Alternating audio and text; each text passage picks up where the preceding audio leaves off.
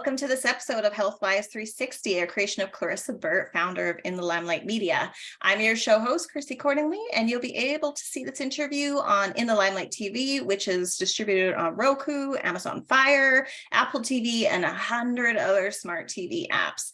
The audio version of this interview can also be heard wherever you listen to your podcasts. And today I'm really excited to be interviewing Dr. Kelly Bohnhoff, who has 35 years of professional experience with countless generations of traumatized families as a Ph.D. registered nurse, marriage and family therapist, nationally certified trauma and resilience therapist, certified legal nurse consultant, and co-founder of Josephine's Clinic, a nonprofit serving those who have experienced human trafficking and violence. That's a lot of expertise. But also through her personal, professional, and volunteer experiences, she discovered the key ingredient to healing trauma in children, adults, couples, and families, and is going to be releasing a book soon called Beyond Trauma Drama, Cultivating the Sacred Nature of Families to Heal. From her earliest childhood, she experienced a deep devotion to vulnerable children, teens, adults, and families. She expresses herself best through speaking and writing, sharing knowledge about the power that each of us has, not only to heal ourselves, but our children, relationships, families, communities, and the world. And I'm just so welcome, Dr. Kelly. Thank you. It's a joy to be here. Yeah, I'm a little tired hearing that front part. There's a lot going on there for me. I was opening a lot of doors. I had a lot of questions. And so I kept just getting letters behind my name. Yes. I thought I might as well get the letters while I was learning. But the seeker in and of itself. Yeah. Yeah, I would love to hear that. What started, you said right from a child. So you've always been a seeker, obviously. What kicked off your seeking towards trauma? Yeah, so I had the opportunity to experience abuse and trafficking in childhood as the oldest child of 4. And so from a really early age, I just had one question, which was, why is it that those children are hurt by those who are meant to love them and keep them safe? In other words, what was happening in my family of origin? And so that question has driven the whole of my life. And so as I was taking care of 3 other siblings, I had 3 responsibilities at that time as a little girl. The first was to keep my mother healthy, which is why I became a nurse, to keep my siblings safe, which is where the criminal justice kind of nurse consultant came in, and to keep my father happy. And that was very important. So that's where the psychology came in and some other things. And so as I grew up, I, of course, had everything that most children would have as it relates to trauma, complex trauma, and the feelings that I had about myself. There are several times I didn't think I would live through my teens. I really wanted to exit life and the experience. I didn't understand at that time, though, that what I was doing is that I was accumulating knowledge and experience to be able to eventually write this book. And so as it all became clear, as I got to my teens, as I got married, as I had kids, as I got some education and all this kind of stuff, I did come finally in my 50s to the corner of what I call adversity and anguish. It was across health, wealth, and relationships. So when all of those start to kind of collapse in on you at once, you know you're heading for something called the dark night of the soul. And I had no idea about that. I was just trying to answer this question through psychology and medicine and nursing and in my own personal experience and practice and through the nonprofit. And so when this dream happened, I really, from that moment on, I realized I was missing an important ingredient. And that was why the book at that time was born in that moment. And so that rebirth was on March 20th of 21. So I've just been awake for a little while to this other beautiful, really the reality of life itself and what all of this journey for me has been about. So I wanted to share that with others to help them remember. That's amazing. You know, I saw something online today. It was a quote and it said, "You will never be betrayed by a stranger." And when you talked about family and that really sort of hit home for me. And as someone who has also suffered different trauma in her past and has become a healing coach myself, right? It's definitely a beautiful journey, but it is a bittersweet journey there's a lot of work that goes into it. So welcome to your awakening. That's very exciting. So tell us a little more about, so your book is called Beyond Trauma Drama, Cultivating the Sacred Nature of Families to Heal. Tell us about the secret ingredient to healing family trauma. You know, it was there all along, even from my earliest memory. It's something that I call sacred space. So I have this ability, little did I know, people come to me and tell me their darkest secrets. And whether it's a child or a teen or whoever, and then they say, they share with me. I've had so many strangers do this, particularly in airports, and they say, I have no idea why I'm sitting here talking to you. So I realized I had the ability early on to hold something called sacred space or love in a way that helped people feel better. And so along the way, though, I didn't really hear the word sacred very often. I heard divinity, I heard holy, I heard a lot of things, but I didn't really hear sacred. And I got really comfortable with helping everyone else find their way. But the real journey for me was finding the way to hold that sacred space for myself. In other words, that self-compassion, that self-forgiveness, that self-love. And so the secret ingredient then for me was remembering my sacred nature, and then allowing, and then aligning, and then ascending, and then appreciating that space. So the secret ingredient to healing ourselves and our marriages or partnerships, our children, all of that echoes, because we're vibrational beings. It just echoes straight out of our heart and into the world. So I was subconsciously using that gift my whole life. It's just that I never knew that it was a gift. I thought it was a protective mechanism, that dissociative part, which I believe are our angels kind of whipping us out of tough situations, right? So the secret ingredient is for families to discover, to remember, to appreciate, to align, and then to just love the sacred nature. So the way I describe this is we are sacred beings on a spiritual journey in human form.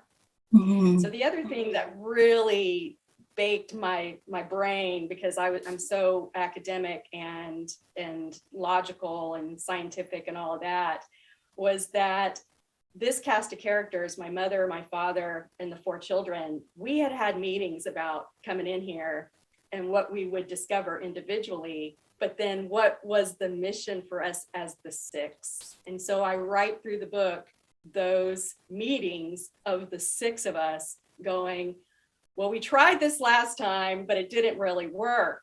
One of us fell asleep, everybody fell asleep, everybody died before we remembered that we are sacred beings. Do you want to try it again? And we'd be like, okay, we'll go in again, because we're really just here to learn. So a lot of the karma business, a lot of we're in a cycle of some kind. This is what I finally figured out was the merry-go-round of survival for families. So some people call it kind of individually the karmic wheel, but this feels like the karmic wheel for families. And so I was finally able to discern that. And that's part of the book as well, is how do you know if you're on the survival wheel? Because if you're on the merry-go-round of survival as an individual or family, then that's where you stay in this life. Now, when we're asleep, we saunter out into our sacred adventures all over the place. But when we're awake, we're in this reality, and we feel it's a struggle. It's scarcity, it's survival. And with our families and each other so overwhelmed and overburdened and overscheduled, that's why families and individuals and couples and communities are having such a hard time rediscovering, remembering who they truly are. So the secret ingredient is the sacredness of families. That is the secret ingredient. And once any individual family member begins to remember, Chrissy, you would not believe what has been happening in the generations of my family once I remembered. It is the most amazing, miraculous, magical experience that I could say. The healing that our family is going through, karmic themes of violence and addictions and abuse. And it's all dissolving in against the force of love. There is nothing in this world that will stand, nothing. So I believe everything up to this moment, including this interview, is to help families remember their sacred beingness and the love that they truly are. And our families are ready, because I keep having dreams and visions of our families asking the question, what's going on with my family? What's going on with my family? And there are many people that are waiting for this answer. Mhm. Love is so powerful. Another favorite quote of mine is, anything that does not end in love will repeat itself until it does end in love. And when you talk about addictions and cycles and generational trauma, I mean, it's really, again, it's that lesson of compassion. And some of us that have gone through trauma, like even myself, I saw this in myself, that you talk about healing and helping others. At first, the intention wasn't good. It wasn't out of love. It was out of trying to earn love for myself. Like, well, I'm damaged, but maybe if I help enough people, finally someone will see my worth. But it wasn't until I was able to turn the lens of self-compassion was I actually able to help with good intentions and hold that proper space for people, which you talk about, that sacred space. So I think that's really beautiful. Really, thank you for sharing that. So how do people recognize that they're on that merry-go-round of survival, and what can they do to start transforming their life from survival to sovereignty, where they have that sacred space? Yeah, so this took me a while to figure out. So as I'm returning to my own childlike wonder, which I kind of missed at the beginning. So I think of everything as kind of the playground of life. So there is an illustration in the book that it's a playground, and it's seesaw related to our human and sacred nature and trying to keep that balanced, and the monkey mind bars, right? And of course, there is a merry-go-round there. So the very first thing I noticed in my own life and in the lives of all of countless people that I've had the honor of spending time with, whether it was I was a hospice nurse for a while, and so whether it was their first breath or their last breath, I've had the honor of being there at those times. The merry-go-round begins even individually, but we're going to talk about families right now. You're on the merry-go-round when you're keeping secrets about anything that happened to you in your family. Or let's say you had a great family life, but you're in a partnership with someone and that something's happening in there and you're keeping secrets about it. So that's the first step on the merry-go-round. The second is the shame that you feel about those secrets. And it's interesting because there's been a lot of work done on the vibrational frequency of fear, right? We're trying to get past the fear and then up the ladder into some of those higher level frequencies. But it's been my experience, and what I believe in my heart is that shame is actually the densest form of light, because it's all light, but it's the densest form. And it's one of the most difficult emotions, I believe, to embrace. So secrets and then shame, right? Well, now we're going to keep some silent. Now we're going to keep silent. We're going to be silent about it. We're not going to tell anyone what happened, right? And that leads us to our shadows. So our shadows are those parts that are really on that kind of heavier end of energy. We don't want to see them. We don't want to, we don't want to have anything to do with them. And in my lifetime as a child, our feelings were actually not to be expressed or shared. So any feeling of sadness or judgment or guilt or whatever, anger, particularly anger, you better shut that down, because otherwise there's going to be some action on the scene, as I would like to say, and it wouldn't be pretty. So all of the shadows are in there. Then we get to status quo. One of the things that families and people do is they say, well, I just want to keep everything the same. I don't want to change. I don't want to get out of my comfort zone. Status quo is good. Why is that? Because I know that when the energy of my whoever is coming toward me, I know what to do in this situation because I've already been here. Even if it's awful, you already know what's coming and you're able to brace yourself. And so You want to keep things status quo as much as possible, except for what I call flares. And then you kind of know it's coming and you brace for it and you get yourself through it, but then you go back to status quo. And that's what people kind of call this honeymoon period, where, you know, something terrible happens and then it gets a little easier and everybody's sorry. And then you just wait for it to happen again. Then sabotage.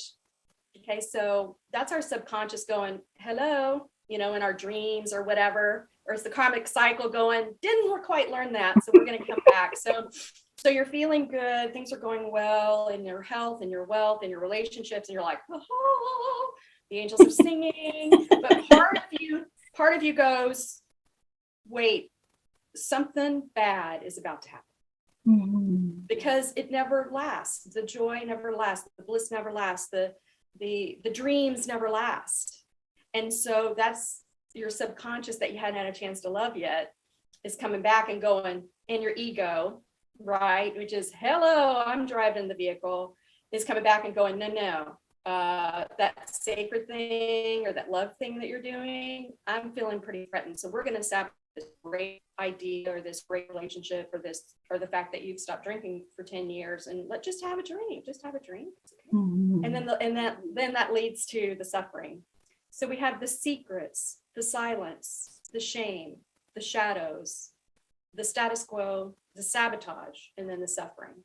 And when you're on that merry-go-round, then what I noticed is there's just another secret. It just gets layered on over and over again. And as generations of families, by the way, families have been caught in this echo of evolution, which is what I call it, for millennia. And the only thing that's going to move us into this next phase of fifth dimensional consciousness and love is we got to slow the momentum of this merry-go-round of survival. You got to know you're on it first. Many families don't even realize they're on it. So once you're on it, you choose. Well, do we want to stay on that, or would we like to look at this differently? Now, I want to make a point here because there's a lot of people, when I talk about this, say, well, when do we get off of the ride?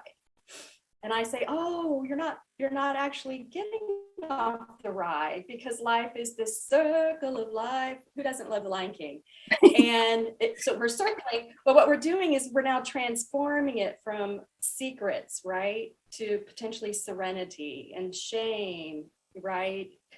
So the whole merry-go-round, it doesn't stop spinning, it transforms into the higher frequencies of light. And so that's a very important point to make. So we're not getting off the ride, we're transforming the ride. And so the question is, are you on the ride? And if you are, as an individual or as a couple or as whoever, what would you like to do? Because this is a free will realm. And so you can choose to do whatever you like. Mm-hmm. And some choose to stay on the ride. That's what I notice. And what's important about that, if you choose to stay on, no harm, no foul, because your soul journey may be all about the ride into some of these heavier densities of emotions and learning and whatever. And then the other thing is, you may be the one in your family that is the contrast, that is, so there's no villain, there's no victim, there's only volunteers here. So if you can see your family in this new paradigm, in this new way, oh, we're all volunteers. We're a bunch of badasses that came down here to experience life on Earth. And we're trying to help ourselves and humanity just get to the next phase. Oh, that's a whole different thing. That is a whole different way of looking at it. So what I say is, we're not broken. We're becoming the greatest expression of love we've ever known. Mm-hmm. That is what families are here for. And we just got bogged down after millennia, and generation after generation into this density. And we got so far down that there was no way, because we're so surrounded by all of the systems and media and whatever that wants to keep us in fear and shame. We couldn't even consciously figure out a way. I couldn't even with the education that I had, I could not find it.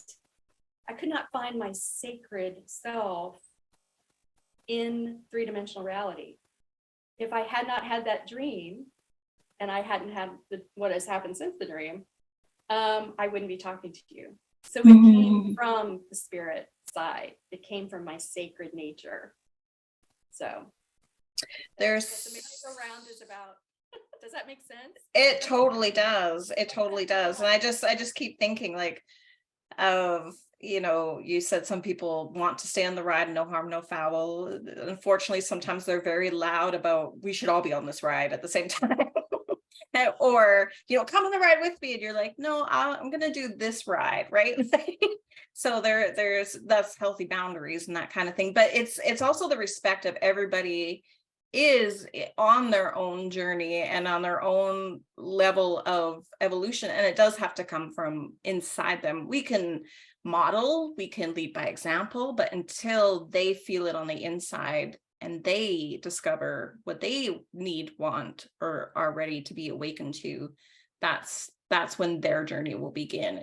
We can't catalyze that for someone. We can only be a model. So when they're ready, they can follow that, correct? Correct. And the other thing is their soul already knows when they're going to come online, or if they're going to come online. See, that blueprint's already in there. Mm-hmm. The other thing I would say is there is a lot about my journey that I did not tell my family and my family of origin. My father and one of my sisters, we have been estranged for years.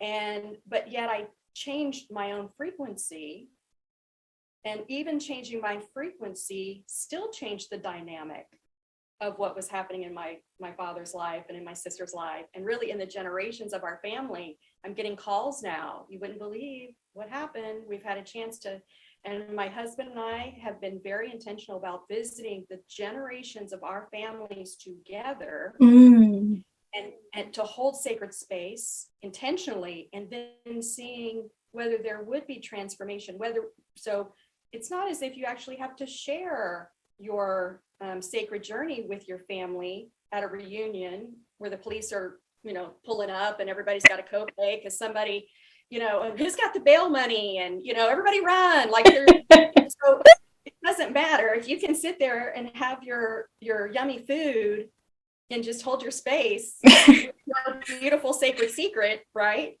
Yeah. You kind of, what I noticed is people are walking around going, how much pot are you smoking? What's going on with you right now? Right? And so, and then the door opens, and then you say, all right, do you really want to know what's going on? And they'll say, yeah. And that's when you have an opportunity. Mm-hmm. So it's the energy. So I call it the follow the yellow brick road. I just follow the lights. I just follow the internal nudges. And it took me a while to get my inner guidance system online because I had shut it down and didn't really even know about it.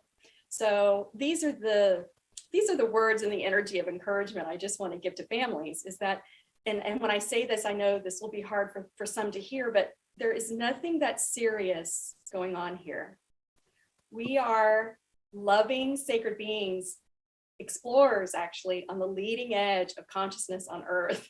We're trying to gather as much information as possible, the good, the bad, and the ugly. And as we're doing it, trying to wake up and remember, basically embodying the sacred inside of us. That's the game that we're playing. So the next time your mother-in-law or your daughter or your husband or wife or partner, whoever, is getting on your last nerve, and you don't know whether you can take one more second of it, that's where we get into the question of, now what do you do? Now what do you do? Mm-hmm. So we can talk about what you do when all that's going on, and something I do that works well for me that people can consider. But does that make sense, kind of what I'm saying as it relates to your own lived experience? Absolutely. And thankfully, we have only had one family Christmas dinner that involved the cops, so in my lifetime, so that's good. But that's why I was sort of laughing. I'm like, we did have one of those Christmases, the big family get together. It was interesting. But yeah. But we laugh about it now. And I think there was so much healing in, at first it was like, oh, it's a dirty secret, but now we joke and laugh about it, and we become closer as a family because it's like secrets keep you sick. That's really what I like to say. But Yeah. They So do. And thank you for the call, and thank you for the lesson, because that lesson wasn't about the person, the lesson just about the person. The lesson was about the family. And that's the shift in the lens that I hope this book will bring to families, is that we are here, look at it as a play or a movie. We're the creator. So if I'm the creator standing in the middle of my movie set, all I have to do is go, what have I created in health, wealth, and relationships? What do I see? And then you just curiously, lovingly, compassionately look at that and you go, I am so powerful that I'm creating cancer. I am so powerful that I'm creating poverty. I am so powerful that I'm creating situations where divorce or separation or, exit are necessary. And that to me was the biggest, like, that makes no sense to me at all. I created an experience of trafficking and abuse in childhood. Really? Is that what I created?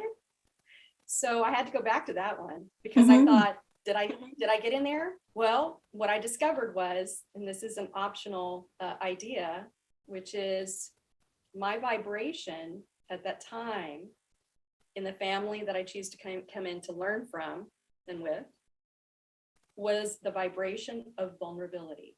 That's what I call it. And so those who chose to be unkind, well, I'm going to call it unkind, unwise, and do unhealthy things, manifested in my experience. I unknowingly drew them into my experience, and yet every experience is important. So the vibration of vulnerability is something in children that's why I call it that. It's not that a child went, hey, I'd like to sign up for this or that or the other.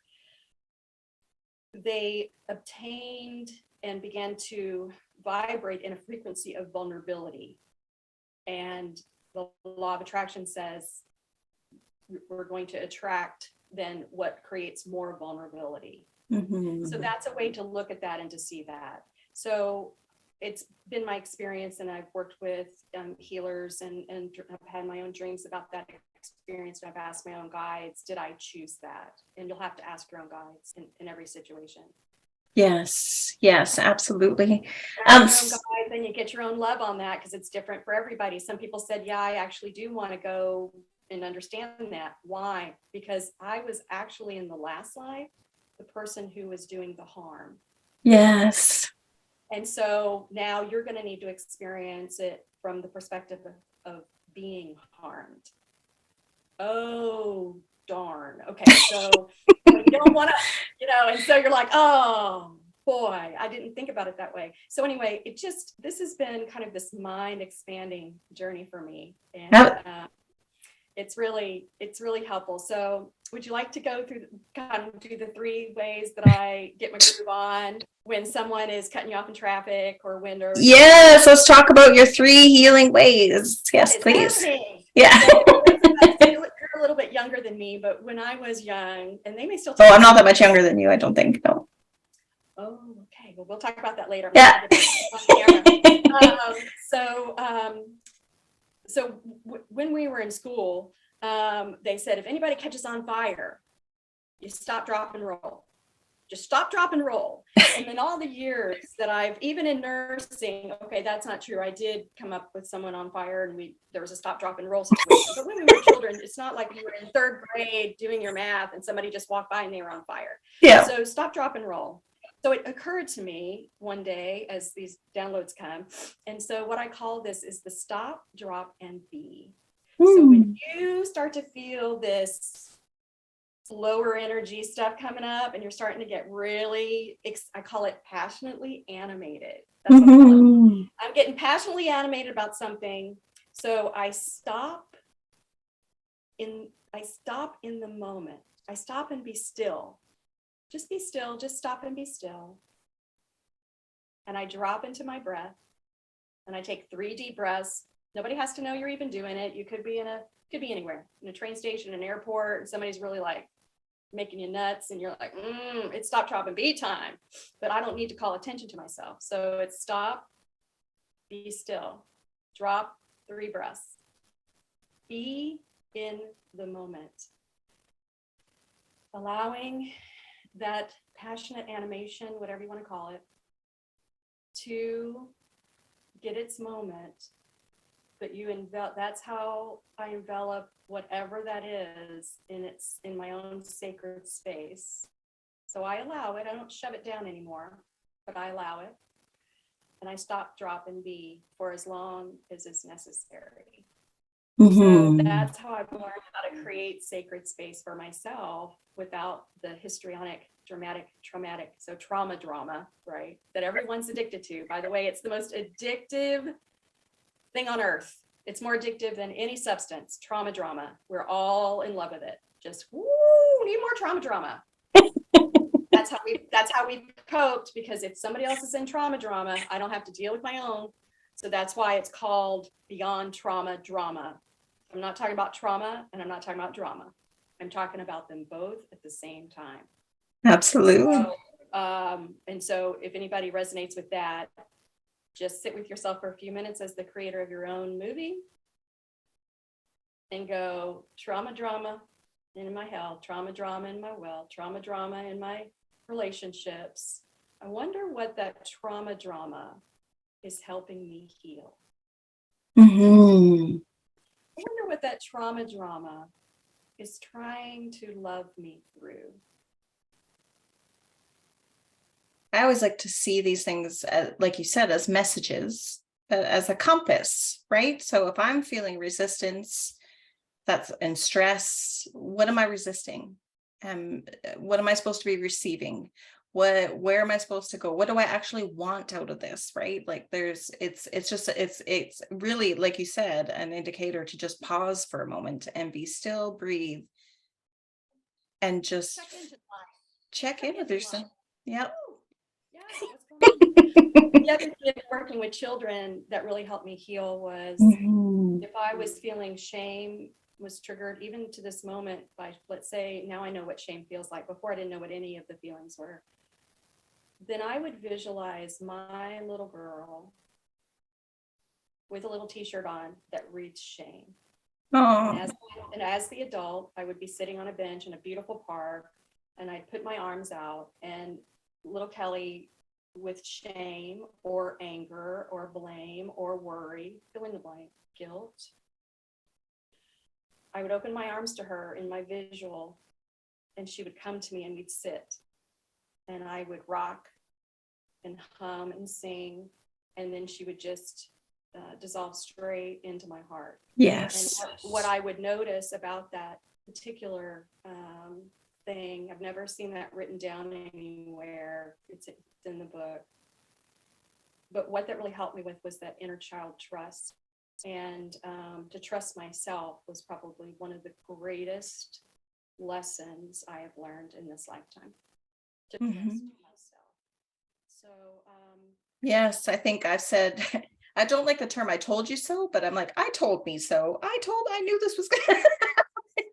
I told me so, right? So anyways. Inner guidance. So those are some of the very quick, easy things people can do in a practical way to manage their passionate animation. I love it. And that's just part of being human, right? We're going to have these emotions. It's not about the extinguishing of quote negative emotions. I don't think anything is negative, but it's just about how to respond in the moment and what is the message, right? How to love into its sacred space. Yes. Which is, the emotion is as sacred, the ego is as sacred as any other part of you. And that's, so in psychology and in some of the other therapeutic models, that's where I think where the rubber hit the road for me. In fact, I'm not in clinical practice right now because what I was practicing was not resonant with what I believe would truly heal people for their lifetime. And, you could help people through crisis, but I kept sending children home, traumatized children home to the same home. It's very difficult to get traumatized families into a room. So what do we do? There's something we had to be able to do. Mhm. And now I know. It's so we are heading toward, this just occurred to me yesterday while I was brushing my teeth, Chrissy. So hot off the press. Are you ready? Yes. Are you ready for Hot it? ideas. Ready? I am. Yeah. You heard it first. Quantum family therapy. Mm. Quantum, working with the spirit side of families and the energies there, because we're already at what we call a reunion of souls when we sleep, should we choose. So what would that look like NCIS, DeNozo's campfire? I love NCIS. So what if I call the campfire of my mother, my father, myself, and my 3 siblings right now at night tonight? Actually, I've been doing that. And I ask, how are things going for everyone? Everybody had their own mission. What is our mission about? How's that going? How can we support one another? So if we can't get our families on the physical side in a room, we can get them in the quantum campfire. I love that. And I believe that we can begin then to see the love we wish to see in the world. That's the vision I have, is that all families understand and know they are one sacred family. I love that. Thank you for sharing. When will your book be available, Kelly? Well, it's unfolding and evolving. I have, it's interesting because I really thought it would be finished by now. And what I've learned is I had more healing to do. I had more traveling to do for my own family. I had more information that needed to come in about this quantum idea. Yes. So right now, the divine synchronistic orchestrated timeline looks to be in 2023. Beautiful. But so coming soon to a bookstore near you. I still believe in those, by the way, bookstores. Yes, me too. I do love bookstores. Actually, my children love bookstores. We go often and wander around and leaf through books, and it's great. It's wonderful.